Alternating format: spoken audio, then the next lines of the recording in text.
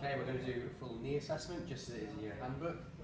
So looking at the knee, first of all, observation as with every joint. So again, similar to the hip, looking at the front, looking for any muscle wasting, any deformity, any signs of bruising, any signs of swelling, any obvious signs of injury like deformity. Looking at the quads, so seeing if there's any wasting, looking at the knees, the patellas, looking at the shins, just take a step forwards. To the back, it's going to look at hamstring, look at knee crease alignment, looking at calf development as well, see if there are any differences between the sides, looking at general hip alignment as well. Same as at the knee, hip and ankle, we do a gait analysis, so just walk that way and then back towards me a couple of times. And the whole time she's doing this, again I'm looking at hip, knee and ankle alignment, seeing if she's externally rotated, internally rotated, if there's any knee valgus or varus, seeing if there's just stand there face that way, see if there's any sign or obvious sign of a limp, which there isn't. Just take a slight step forward for me. Okay. From there, I just want you to stand on one leg. Okay. And just do a one-legged squat. So squat down.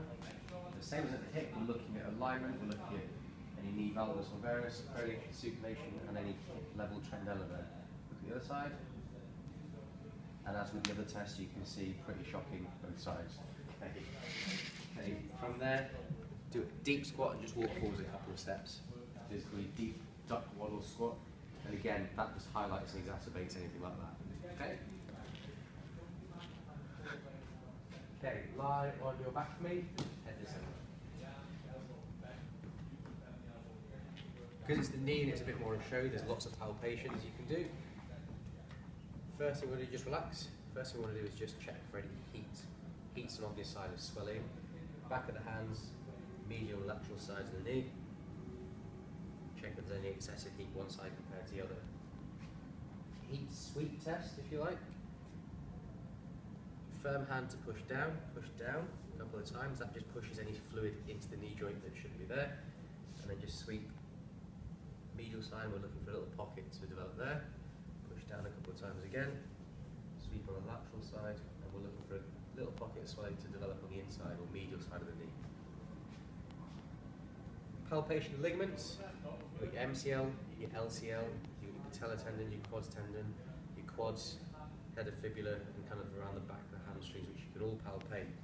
So they're coming down through, just asking if there's any pains through the quads tendon, around the medial lateral borders of the patella to the apex, down through the patellar tendon to tibial tuberosity, medial collateral ligament, lateral collateral ligament, palpate around the back, just the hamstring insertions down to the top of the gastrocs. No pain on them? No. Good.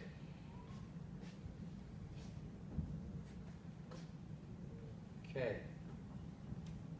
I always get a patient just to do some active knee flexion extension first of all, so just bring your heel towards your bum, slide your heel up towards your bum, as far as you can, and then back down, and then that one, and then back down, and then both legs just try and straighten as much as you can, so squeeze the back of my hands.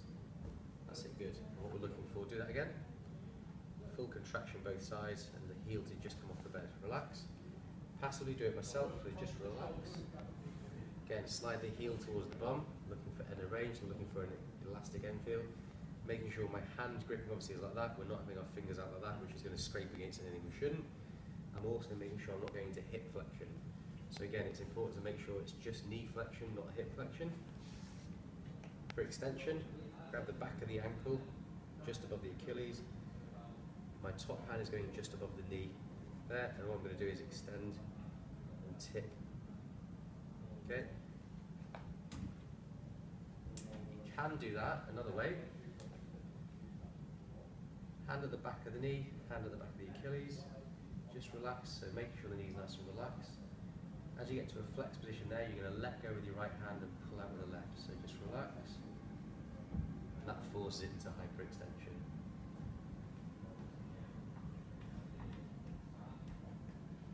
Medial and lateral tibial rotation, we do that two ways. We do it with the leg straight and with the leg flexed at 90 degrees. This way is the better way. But if they've got effusion around the knee joint, they're not going to be able to flex the knee this far, so we have to do it straight leg as well. So we're doing it flex knee, Hand grip like you would be doing for your McMurray scoop test. Dorsiflex the ankle. My top hand around the patella and actually grabbing either side of the tibial tuberosity. Lateral rotate, and I can feel that lateral rotation and see it with my hand here. Medial rotation, dorsiflex and rotate medially. Again, I can see and feel that with my upper hand. If they're too swollen, all we're doing is upper hand fixes above the knee, lower hand will rotate inwards off the anterior border of the tibia. To do lateral rotation, lower hand rotates laterally on the tibia.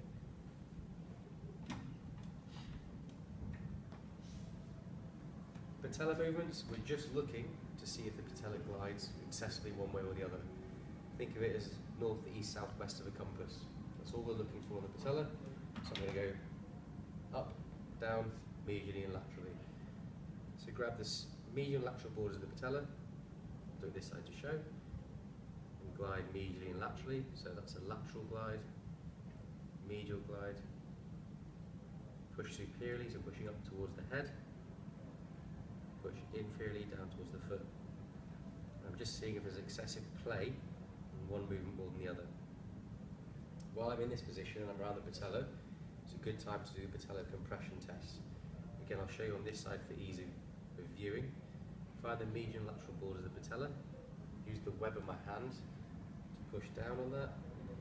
Push down, and it just then grinds a little bit medially and laterally. As you can see by the patient's face, it's not the most comfortable test. What you're testing for there is the posterior surface of your patella against the patellar surface of the femur. So things like chondromalacia patella, spurring or roughening of those two surfaces. Okay, special test. Your McMurray's and scoop test are pretty much the same thing. They test for your meniscus. Similar to how we did the tibial medial lateral rotation. So I'm going to laterally rotate the tibia, and then I'm going to scoop out and scoop in to full flexion.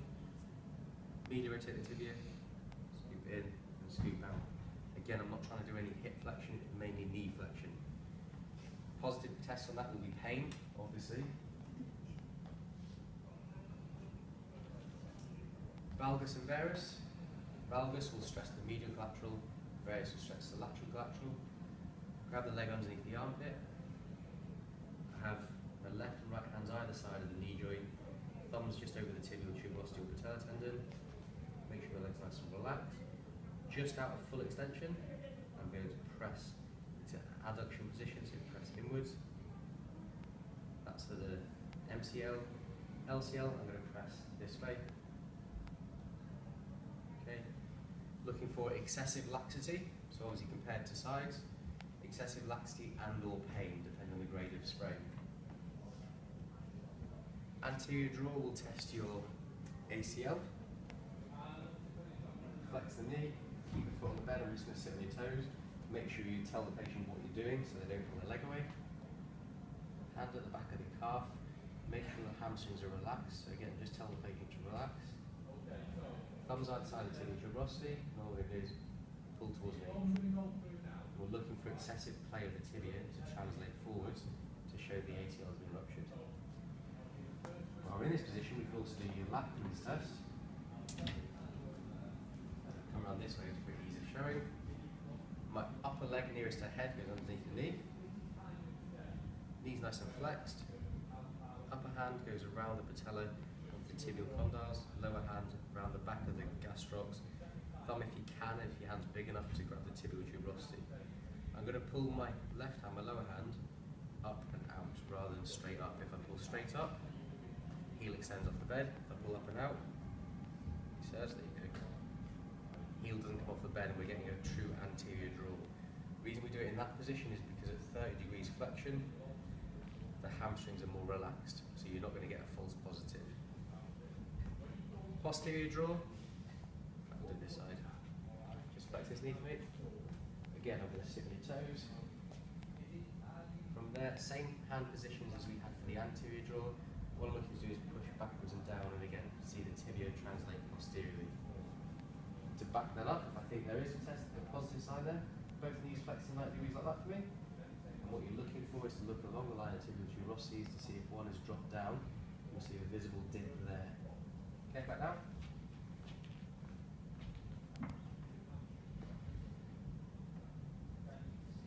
Okay, resisted tests. Just sit up and face that way. Resisted knee extension through a range. We want to do this to check the quads, obviously, but also to check the patellar tendon. Just sit back so that your knees, the back of your knees are underneath the bed. Okay. All I want you to do is straighten this leg when I say through a range up to there. Hand on the shin. I use my body weight to resist. Okay, push against me. Come on, push, push, push, push, push, push, push. All the way up, all the way up, all the way up. Good, and relax. Any pain throughout, obviously in the quads area would indicate a quads tear or a quads lesion. Pain in the last 30 degrees of extension from there through to there, localized to the patellar tendon, is an indicator to patellar tendonitis.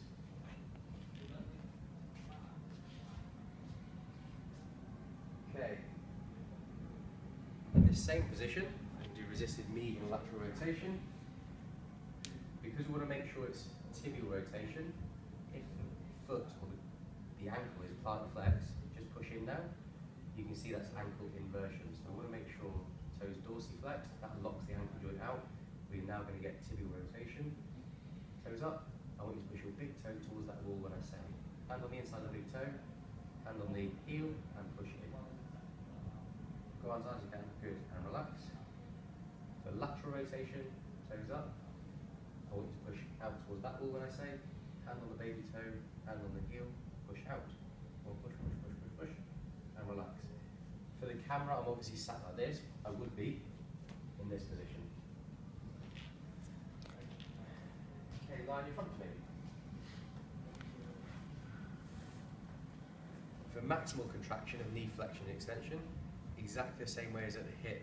So, knee flexion pulling this way, knee extension, and round grabbing there. If you want to check that, refer to the hip video. Special test in this position, you've got your dial test and Apley's grind. Apley's grind is going to test your meniscus. Again, if you think about it, you're pushing your tibia onto your femur and twisting, so it's similar to your Murray scoop. Okay, you're going to push down through the tibia. I don't have it nice and squeeze, I have it a little bit extended, that way we're driving the tibial condyles onto the end of the femur. Push down and rotate, and that's the grind. Dial test, both knees together. Flex to 90 degrees. Hands on the heel of the foot, dorsiflex, and I externally rotate. And I'm looking for one side to excessively rotate more than the other, so laxity. Come down through extension a little bit. Apart from a nice crack, no pain. No. And there's no laxity. Laxity could indicate posterior cruciate ligament or your posterior lateral corner, so where all your gastrocs laterally insert, lateral hamstrings insert, normally in a hyperextension injury. And I think that's your knee test.